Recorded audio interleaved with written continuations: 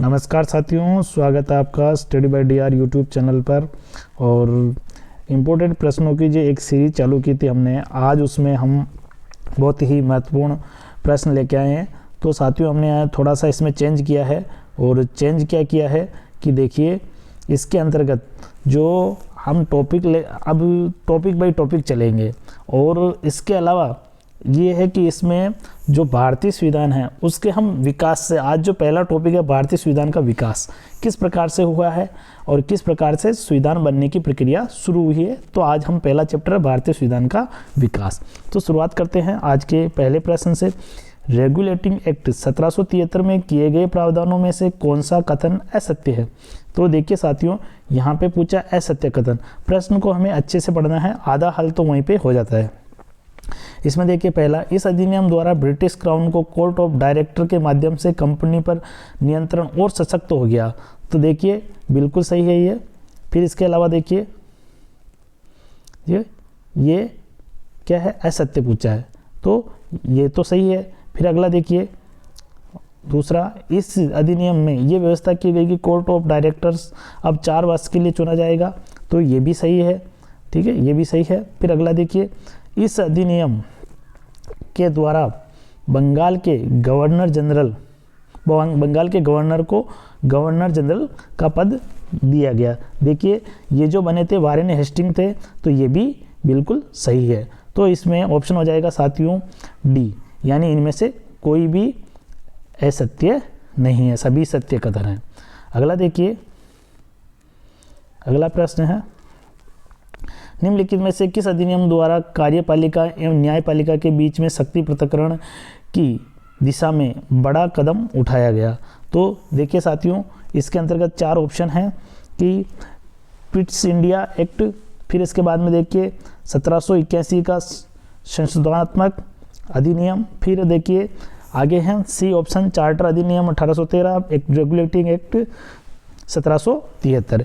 इन चारों में से जो ऑप्शन इसमें देखिए आंसर होगा ये, इसमें हो जाएगा बी आंसर हो जाएगा। 1781 का जो एक्ट ऑफ सेटलमेंट भी कहते हैं इसको, और ये किसके लिए आया था? जो 1773 में रेगुलेटिंग एक्ट आया था उसको सुधार करने के लिए 1781 का एक्ट आया है। इसको एक्ट ऑफ सेटलमेंट भी कहा जाता है। अगला देखिए,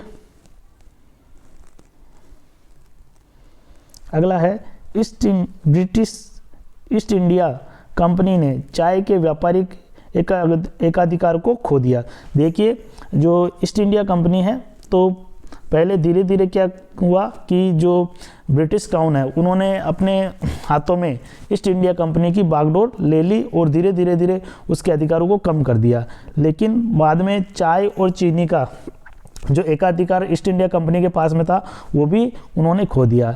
तो वो किस समय खोया था? तो देखिए, इसमें 4 ऑप्शन है।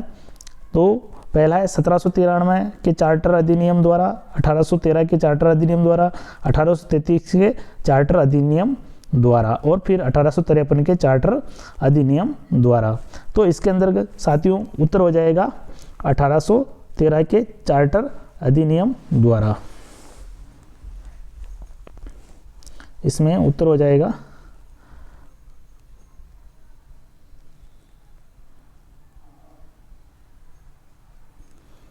ये आंसर हो जाएगा साथियों।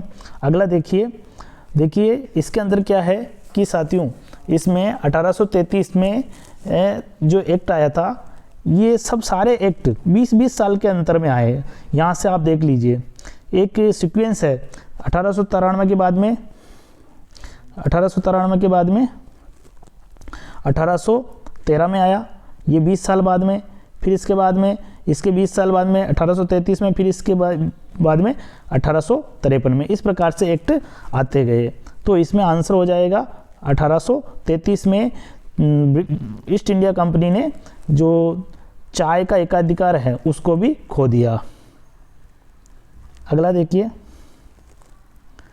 निम्नलिखित में से किस अधिनियम ने पहली बार गवर्नर जनरल की कार्यकारिणी परिषद में निश्चित अतिरिक्त गैर सरकारी सदस्यों का अंतर्वेशन मुहैया कराया? तो इसके अंतर्गत देखिए ऑप्शन है भारत परिषद अधिनियम 1861, 1919, 1858 और 9।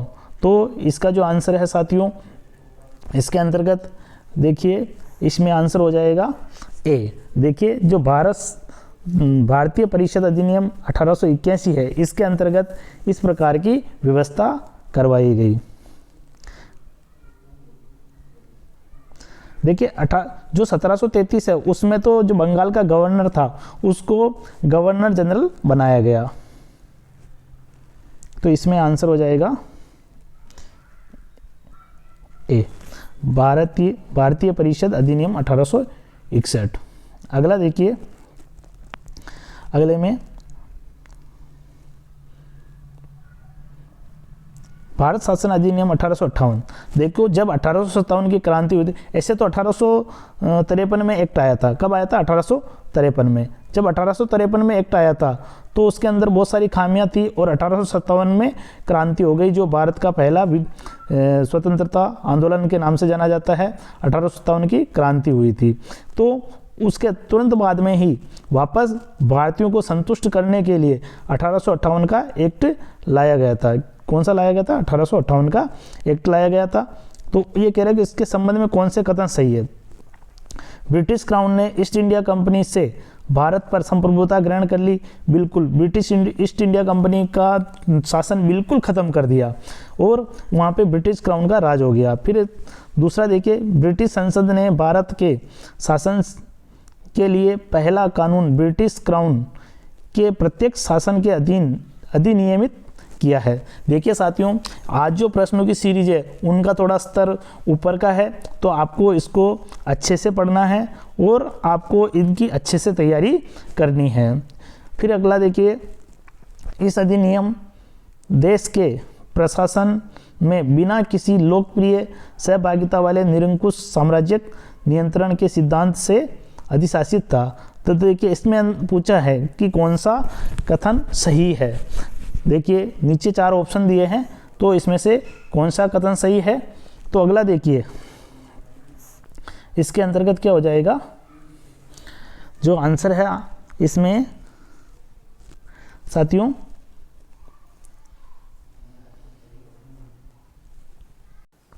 तो इसमें देखिए तीनों जो ऑप्शन है वो तीनों ही सही है और इसमें आंसर हो जाएगा ए बी सी, यानी कि 1 2 3, यानी सी आंसर 1 2 3 किसमें सही है? तीनों में ही। तो इसका आंसर हो जाएगा सी। अगला देखिए साथियों, अगला है निम्नलिखित में से किस अधिनियम के माध्यम से भारत में पहली बार मुसलमानों को, यहाँ पर मुस्लिम होना चाहिए, मुस्लिमों को लिए पृथक निर्वाचन की व्यवस्था की गई थी। देखिए ये मेरी पिछली क्लास आई थी, उसमें भी ये प्रश्न आया था साथियों, इसका ये रिपीटेड है। तो इसमें देख लीजिए, इसमें आ जाएगा 9, जो 1909 बी आंसर आ जाएगा। 1909 का मार्ले बिल्टो सुधार हुआ था, इसमें ये व्यवस्था की गई थी। अगला देखिए, निम्नलिखित में से किस अधिनियम के माध्यम से भारत में पहली बार विधान परिषद की स्थापना की गई। देखिए साथियों, ये जो प्रश्न है अभी हाल ही में एक राजस्थान आरपीएससी की जो 2nd ग्रेड एग्जाम हुआ था उसके अंदर ये प्रश्न पूछा गया था। तो इसके अंतर्गत देखिए इसका जो आंसर है वो आप देखिए 4 ऑप्शन है इसके, और 1813, 1833, 1853, 1858। तो इसके अंतर्गत इसमें आंसर हो जाएगा साथियों 1833। 1833 में पहली बार विधान परिषद की स्थापना की गई। अगला देखिए, निम्नलिखित में से कौन सा एक 1773 के रेगुलेटिंग एक्ट का उपबंध नहीं है। इसमें नहीं पूछा है, तो साथियों देखिए ऑप्शन ए है, ईस्ट इंडिया कंपनी के ऊपर संसदीय पर्यवेक्षण की शुरुआत। बी देखिए, बंगाल की सरकार गवर्नर जनरल एवं 4 सदस्यों की परिषद में निहित थी। फिर देखिए सी, इसमें योग्यता पर प्रतिबंधों को हटाकर कोर्ट ऑफ प्रोप्राइटर्स में मत की शक्ति को बल दिया। और डी देखिए, गवर्नर जनरल के निर्णायक मत निहित किया गया। तो इसमें जो आंसर है सही वो हो जाएगा सी, यानी कि सी इसमें हो जाएगा, ये हमें नहीं दिया गया। अगले देखिए, ये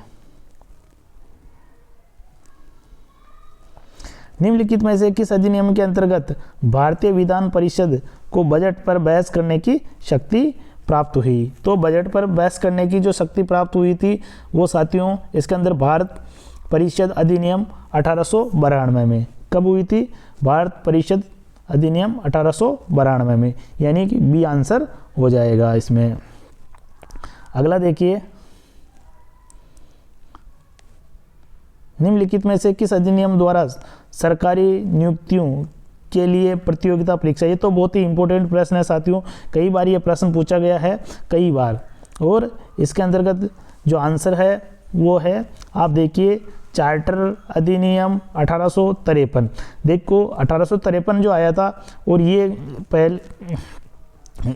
जो अधिनियम आया था इसके अंतर्गत भारत का ये गौरव प्राप्त करने वाले सत्येंद्र नाथ टैगोर थे, जिसको हम कहते हैं एस.एन. टैगोर, यानी सत्येंद्र नाथ टैगोर। ठीक है, ये इसके पहले भारतीय सिविल सर्विस लगने वाले व्यक्ति थे। अगला देखिए, भारतीय विधान पालिका प्रथम बार द्विसदनीय हुए। बहुत ही इंपॉर्टेंट प्रश्न है साथियों, भारतीय विधान पालिका प्रथम बार द्विसदनीय हुई है, इसके अंतर्गत आंसर आ जाएगा इसका जो ऑप्शन है, देखिए 4 ऑप्शन 1892, 1909, देखो 1909 को मार्ले मिंटो सुधार कहते हैं, फिर इसको 1919 को मॉन्टेग्यू चेम्सफोर्ड, और 1935 अधिनियम। तो इसमें से आंसर हो जाएगा 1919 के अंतर्गत पहली बार द्विसदनीय। देखिए प्रांतों में द्वैत शासन भी 1919 में, और पहली बार द्विसदनीय भी 1919 में। अगला देखिए, ये प्रश्न रिपीट हो गया है।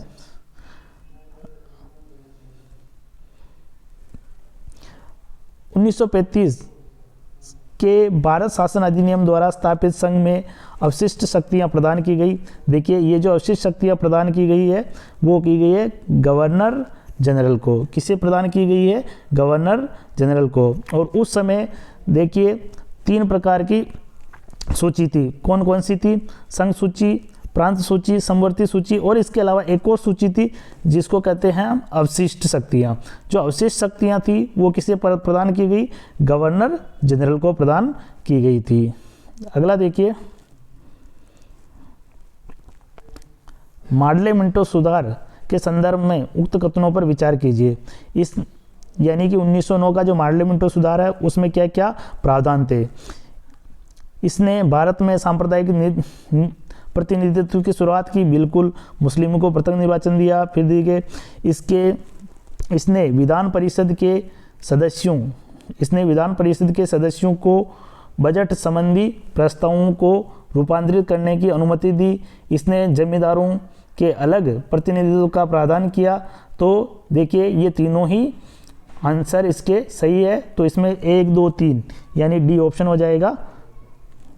1 2 3। अगला देखिए, अगला है कि भारत में संवैधानिक विकास के संदर्भ में निम्नलिखित कथनों पर विचार कीजिए। आज की जो हमारी क्लास है वो भारत का संवैधानिक विकास ही चल रहा है साथियों। तो देखिए पहला जो ऑप्शन है इसके अंतर्गत आज जो प्रश्न आए हैं वो 1 2 3 सही है, केवल 1 2 सही है। तो आज जो हमारे प्रश्नों की जो सीरीज है उसका हमने थोड़ा स्तर चेंज कर दिया है। तो आप ये जो प्रश्न है बहुत ही इंपॉर्टेंट है और इसके माध्यम से आप कभी भी संवैधानिक विकास को कभी नहीं भूल पाओगे। और इसके अंतर्गत बहुत सारे जो ऐसे बिंदु है जो हमेशा परीक्षा में बार बार रिपीट होते हैं, बहुत सारे ऐसे प्रश्न हैं। तो इसमें देखिए पहला, भारतीय परिषद 1909 ने केंद्रीय विधान परिषदों के आधिकारिक बहुमत के प्रावधान को समाप्त कर दिया। फिर दूसरा देखिए, भारत शासन अधिनियम 1919 में प्रांतों में केंद्रीयकरण कम कर दिया। तो इसके अंतर्गत देखिए साथियों, जो ये जो दोनों ही बातें हैं वो दोनों ही बातें इसमें एक तो किससे संबंधित है?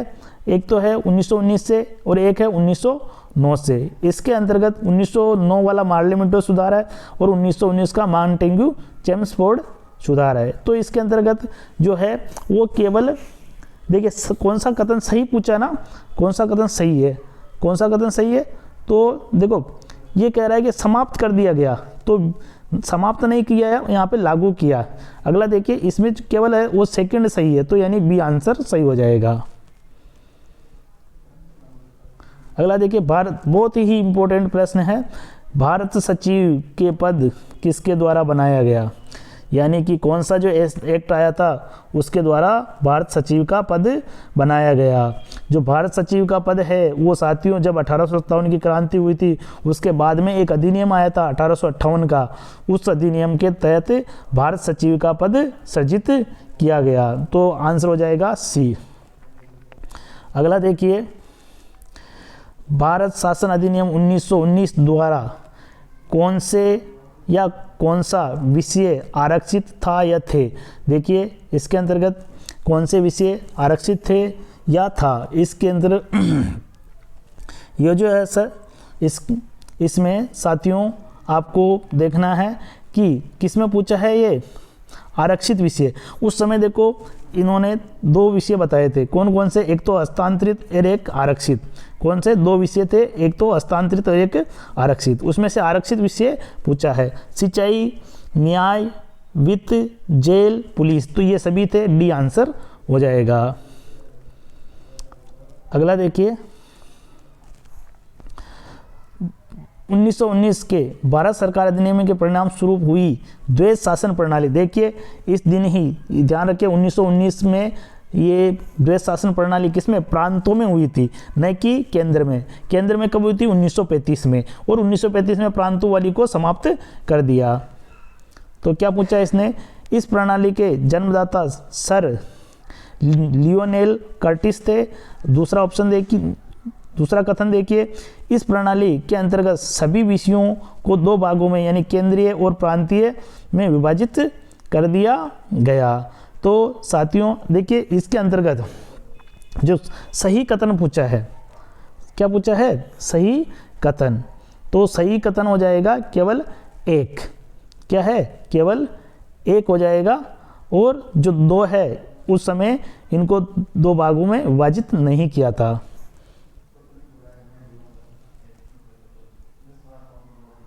अगला देखिए साथियों, निम्नलिखित में से किस अधिनियम के प्रावधानों को हितैषी निरंकुशवाद की संज्ञा दी गई।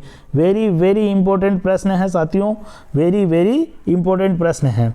देखिए निरंकुशवाद, आप इससे खुद समझ जाएंगे कि एक प्रकार से थोपा गया है कि तो इसके अंतर्गत जो मुस्लिमों को पृथक निर्वाचन दिया गया था वो उनके ऊपर जो भारतीय हैं उनके ऊपर थोपा गया था ज़बरदस्ती से, इसलिए। और मुस्लिमों को पृथक निर्वाचन कब मिला था, आपको ही पता होगा कब मिला था, जो मार्ले मिंटो सुधार आया था 1909 के अंतर्गत। तो इसके अंदर आंसर हो जाएगा 1909, डी आंसर हो जाएगा। अगला देखिए, निम्नलिखित में से किस अधिनियम के तहत भारत पर शासन करने का अधिकार ईस्ट इंडिया कंपनी से लेकर ब्रिटिश क्राउन को सौंप दिया गया।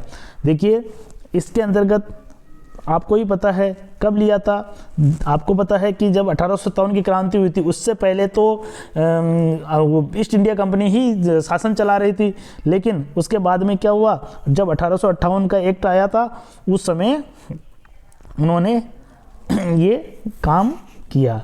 कौन सा, ईस्ट इंडिया कंपनी को बिल्कुल वहाँ से हटा दिया और अपने हाथ में शासन ले लिया।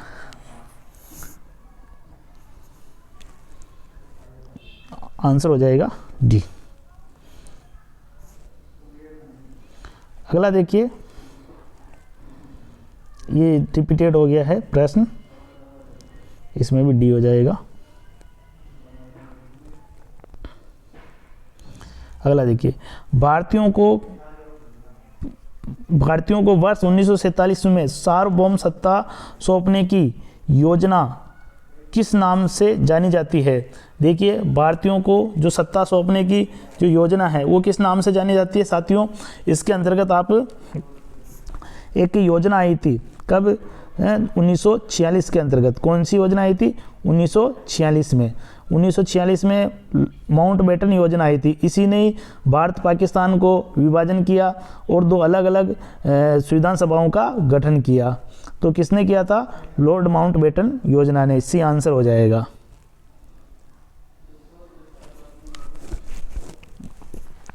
भारत में पहली बार उत्तरदायी शासन जैसे शब्दों का प्रयोग कब किया था या कौन से अधिनियम में हुआ था? तो भारत में पहली बार उत्तरदायी शासन अधिनियम कब हुआ था? या आप देखिए ऑप्शन है 1919, 1909, 1919, 1935। तो आपको ही पता है साथियों, जो 1919 का मॉन्टेग्यू चेम्सफोर्ड आया था, इसने पहली बार उत्तरदायी शासन की स्थापना की थी। तो आंसर हो जाएगा इसका बी। क्या हो जाएगा? बी, यानी भारत शासन अधिनियम 1935। अगला देखिए, 1919 के भारत परिषद अधिनियम के संदर्भ में कथनों पर विचार कीजिए। देखिए, इन कथनों को ध्यान से पढ़ना है और इन कथनों से हमारा जो कॉन्सेप्ट है वो काफ़ी क्लियर हो जाएगा। देखिए, पहला जो ऑप्शन है, 1919 के अधिनियम के अंतर्गत पहली बार किसी भारतीय को वायसराय और गवर्नर जनरल की कार्यकारिणी परिषद में के संबंध में होने वाले प्रावधान किया गया। तो देखिए, ये जो है इसके अंतर्गत ये कथन बिल्कुल सही है साथियों, ये कथन बिल्कुल सही है। फिर दूसरा देखिए, केंद्रीय एवं प्रांतीय परिषदों के आकार में वृद्धि की गई, बिल्कुल की गई से, ये भी बिल्कुल सही है।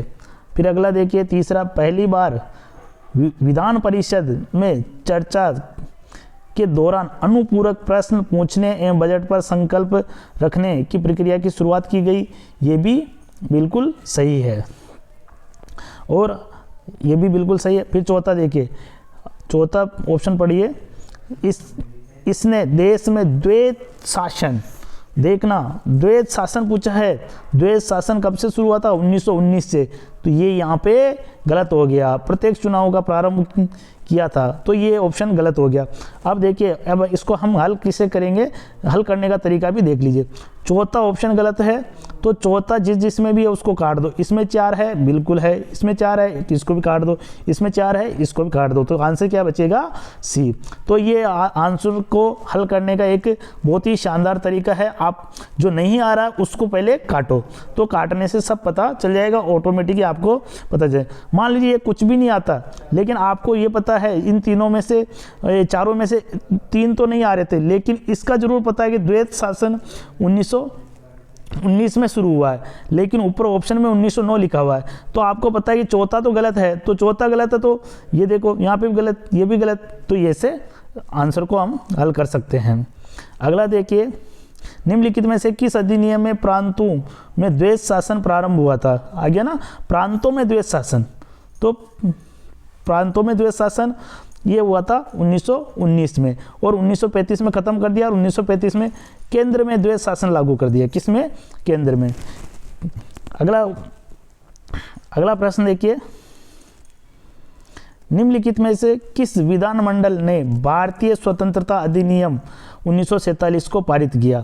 देखिए, भारतीय स्वतंत्रता अधिनियम, ब्रिटिश की जो संसद है उसके अंतर्गत 18 जुलाई 1947 के दिन ये अधिनियम पारित हुआ। कौन सा? भारतीय स्वतंत्रता अधिनियम। किसमें? ब्रिटिश संसद में। किसमें हुआ? ब्रिटिश संसद में। अगला देखिए, भारतीय स्वतंत्रता अधिनियम 1947। देखो, जब भारत आज़ाद हुआ था तो उससे पहले जो ब्रिटेन की जो संसद है उसके अंतर्गत एक कानून लाया था। पहले उसको हाउस ऑफ कॉमन्स और फिर हाउस ऑफ लॉर्ड दोनों सदनों में पारित किया गया था। फिर उसके बाद में उसको राज्य जो अपने ब्रिटिश क्राउन है उसके पास भेजा गया था, फिर उन्होंने हस्ताक्षर किए। उसके बाद में भारत को स्वतंत्रता अधिनियम यानी कि भारत को आज़ादी मिली, और वो अधिनियम पे कब हस्ताक्षर हुए थे? 18 जुलाई 1947 के दिन। अब देखिए, इसमें जो ऑप्शन है, भारत के गवर्नर जनरल को राज्य के अध्यक्ष के रूप में नामित, देखिए राज्य के अध्यक्ष के रूप में नामित ये जो है इसके अंतर्गत क्या है साथियों? राज्य का अध्यक्ष का अर्थात राष्ट्राध्यक्ष। तो बिल्कुल गवर्नर जनरल था, उसको ही क्या बनाया, राष्ट्राध्यक्ष बनाया। तो ये तो सही हो गया। फिर अगला देखिए, गवर्नर जनरल के पास में किसी विधेयक को वीटो करने का अधिकार सुरक्षित था, बिल्कुल। फिर अगला देखिए, वायसराय के पद को समाप्त कर लेकिन भारत के राज्य सचिव का पद वर्ष 1950 तक सक्रिय था, नहीं था। देखिए ये तीसरा ऑप्शन गलत है। तो देखो जब तीसरा गलत है तो जिसमें 3-3 आ रहे हैं उसको काट दो। ये लो साथियों, ये देखिए ये गलत हो गया, ये गलत हो गया। अब देखिए केवल इसमें क्या बचा है, 1 और 2। क्या बचा है, 1 और 2, यानी कि सी ऑप्शन हो जाएगा। अगला देखिए, भारत शासन अधिनियम 1935 द्वारा स्थापित संघ में अवशिष्ट शक्तियां प्रदान की गई थी। ये प्रश्न भी रिपीटेड है। ये किसको की गई थी, गवर्नर जनरल को। अगला देखिए, भारतीय संविधान सभा के संदर्भ में निम्नलिखित कथनों पर विचार कीजिए। देखिए इसके अंतर्गत इसके सदस्यों का निर्वाचन प्रांतीय विधानसभाओं के सदस्यों द्वारा अप्रत्यक्ष रूप से किया गया था। फिर आगे देखिए, फिर निर्वाचन सार्वभौमिक व्यस्त मताधिकार के आधार पर हुआ था। डॉक्टर सच्चिदानंद सिन्हा विधानसभा के प्रथम अस्थायी अध्यक्ष थे।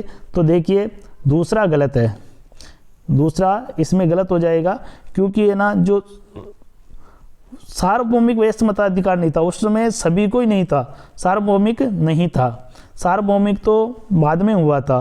तो जिसमें भी 2-2 है उसको आप काट दीजिए। 2 किसमें है, इसमें 2 है तो इसको काट दो, इसमें भी 2 है, इसको काट दो। तो क्या बचा, 1 और 3। इस प्रकार से हमें प्रश्नों को हल करना है। तो साथियों अब ये जो क्लास है रोज़ 8 बजे आएगी और इसका नोटिफिकेशन आपको प्राप्त हो जाएगा। आप अगर क्लास अच्छी लगी हो तो आप चैनल को सब्सक्राइब करें, लाइक करें, शेयर करें। और इसी के साथ ही जय हिंद, जय भारत। मिलते हैं अगली क्लास में। धन्यवाद।